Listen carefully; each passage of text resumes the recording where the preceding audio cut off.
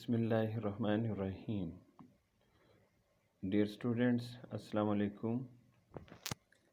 This is our sixth lecture and the topic of biology is turgor. The topic of biology is turgor. Turgor means the swelling of a cell. Swelling of a cell, किसी भी cell का फूल जाना due to the entrance of water, पानी के दाखिल होने की वजह से किसी भी सेल का फूल जाना ये टर्गर कहलाता है। अगर हम इसकी डेफिनेशन के साथ साथ इसको किसी और तरह भी समझें तो इसमें हमारे लिए जो है कुछ और बातें भी हैं। मसलन हमारे पास जो है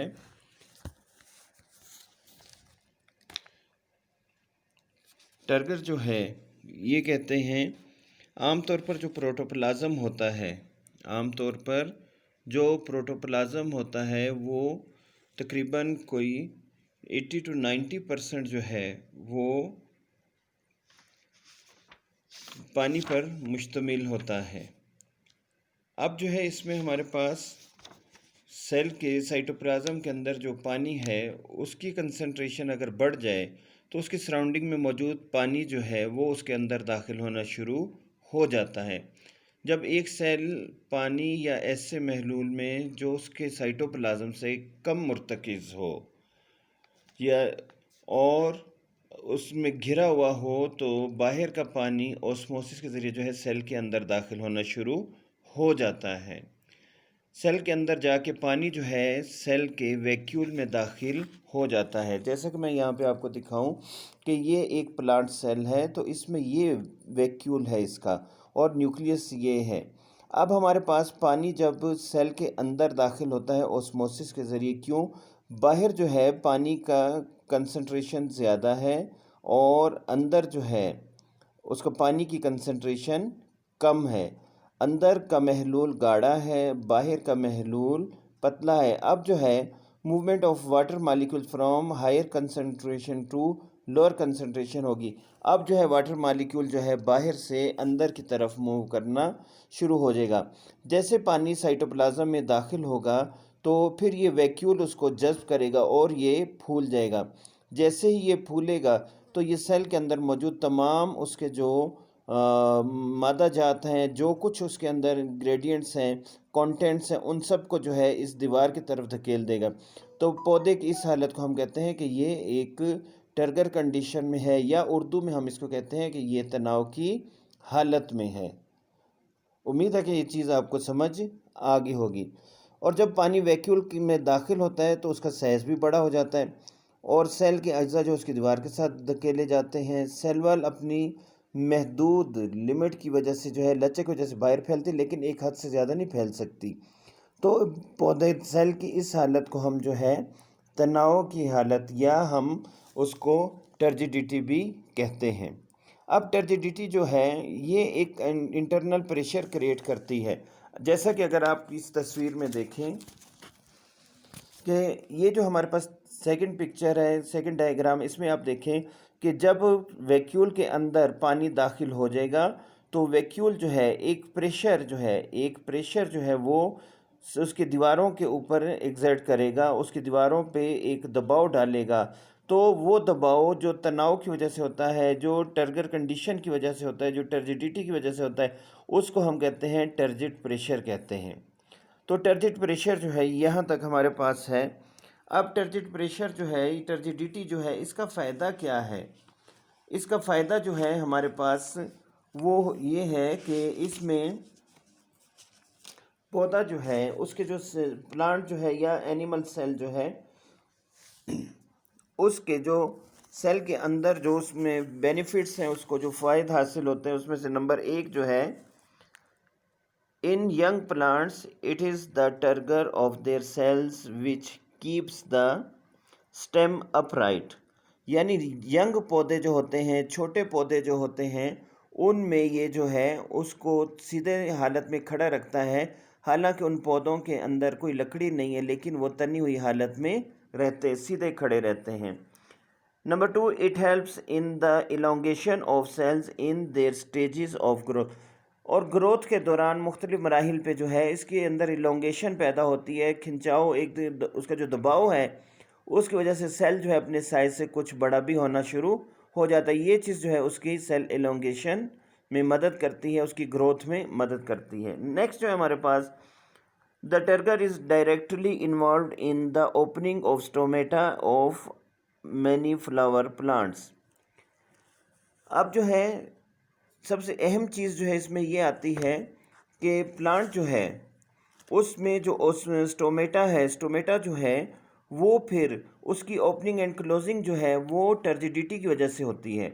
जब पानी उसमें से निकल जाता है तो आपने देखा गर्मियों के मौसम में पौधा जो है वो मुरझा जाता है, विल्टिंग की कंडीशन में आ जाता है। तो ऐसी हालत जो होती है, मुरझाई हुई हालत होती है, और उस हालत में अगर पौधे को पानी दिया जाए तो वापस जो है वो तनाव की हालत में आ जाता है। अब उसके बाद हमारे पास एक नेक्स्ट टॉपिक जो है वो शुरू होता है और वो है Uptake of water and minerals in plants. ये हमारा जो है एक अहम टॉपिक है। ये भी इसमें जो है हमें पौधे के मुख्तलिफ़ हिस्सों में पानी जो है किस तरह पहुंचता है इसके बारे में पढ़ना होगा, इसके बारे में हमें कुछ समझना होगा। तो उसके लिए जो है हमारे पास जो है एक हेल्पिंग बुक से हम मदद लेंगे ताकि जो है आपको कोई बात जो है किसी अच्छे तरीके से समझाई जा सके। अब हमारे पास जो है प्लांट्स के अंदर जो ट्रांसपोर्ट सिस्टम है, प्लांट्स के अंदर जो ट्रांसपोर्ट सिस्टम है ये हमारे पास लिखा हुआ है। और अगर आप डायग्राम में देखें तो यहाँ पे आपको ये लाइनें ऊपर की तरफ जाती हुई नज़र आएंगी। साथ वाली डायग्राम में अगर आप देखें तो आपको जो है येलो और ब्लू जो है ये दो पाइप नालियाँ आपको नज़र आएंगी। किसी भी प्लांट के अंदर जो है ख़ास तौर पे जाइलम और फ्लोएम ये कंडक्टिंग टिश्यूज़ हैं जिनकी मदद से प्लांट्स में पानी और खुराक जो है उसका अपटेक होता है। Water and food need to be dissolved and delivered efficiently to all parts of a plant. To do this, plants have a transport system which comprises two different types of tissues. Number one is the xylem and the second is phloem. Together they are often referred to a vascular bundle. The xylem and the phloem are the tube-like structures which extend uninterrupted from the roots to the stem and leaves. यहाँ तक अगर आपको बात समझ में आ गई कि ये एक क्या कहते हैं गैर मुनक़ता नालियाँ बन जाती हैं और जड़ से लेके प्लांट के ऊपर वाले हिस्से तक जो है ये नालियाँ पौधे के पत्ते के हर हिस्से तक पहुँच जाती हैं। यही नालियाँ जब नीचे से ऊपर की तरफ आती हैं तो ये आप यहाँ पे अगर आप जिस डायग्राम को गौर से देखें तो यहाँ पे ये नालियाँ इस तरह आती हुई ये प्लांट के अंदर ये ब्लू कलर की लाइनें जो है ये दाखिल हो जाती हैं। इनको जो है वेनेशन कहते हैं, लीफ वेनेशन होती है। इसके अंदर नालियों का एक जाल बन जाता है। ये नालियों का जाल जो है कुछ इस तरह का होता है। अगर आप इस डायग्राम में देखें जो हमारे पास सेक्शन काटा हुआ डायग्राम है इसमें ये वाला पोर्शन है और ये नालियाँ यहाँ पे आ जाती हैं।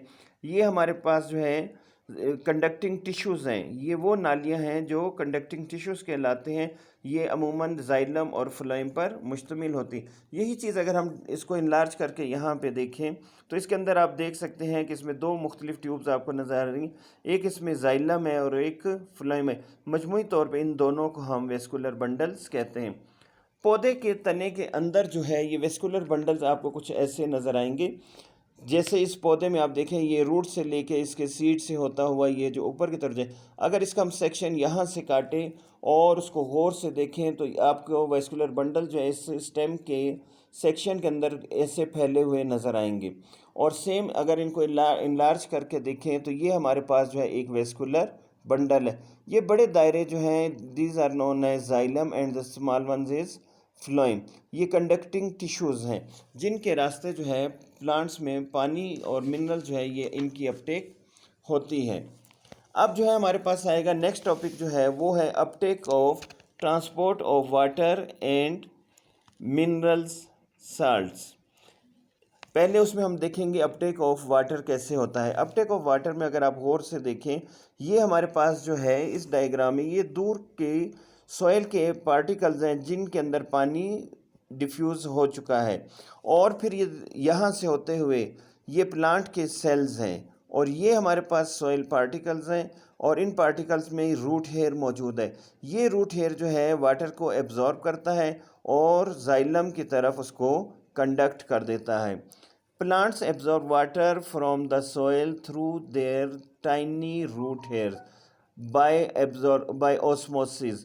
The soil solution usually has a higher water potential than the cell sap in the vacuoles of the root hair cell.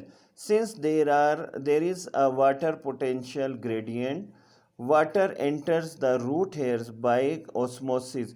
Inside the root, water passes from one cell to another by osmosis. This process continues until the water reach the xylem vessels. यहाँ पे आप देखें कि ये xylem vessels में पहुँच जाता है।